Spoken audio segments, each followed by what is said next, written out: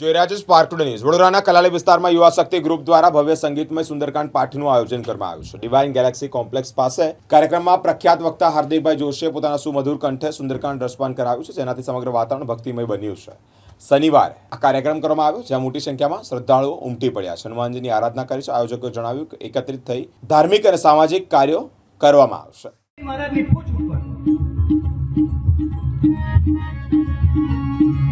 હનુમાનજી કહે છે આવા તો જેના ઘરેથી પ્રસાદ આવ્યો છે બધાની ઘેર પાછો પ્રસાદ હું આપીશ, આવા તો તમે। અને હનુમાનજી મહારાજે આખી લંકામાં પૂછ લાંબુ કર્યું। આપણને વિચાર આવે કે લંકામાં ટ્રાફિક જામ નહીં થઈ ગયો, પણ હનુમાનજી મહારાજનું પૂછ ટ્રાફિક પ્રમાણે ફોલો કરતું હતું।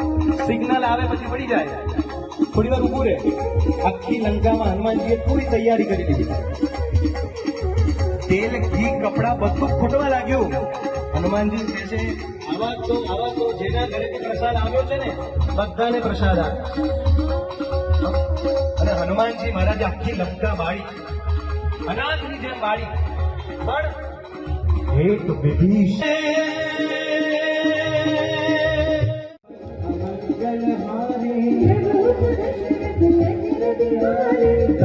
राम नंगर भूपाला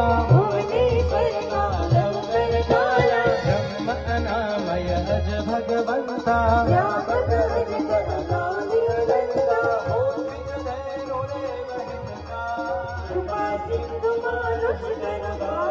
जन रंजन भंजन कल प्राता जग सुर प्राता ताई भजन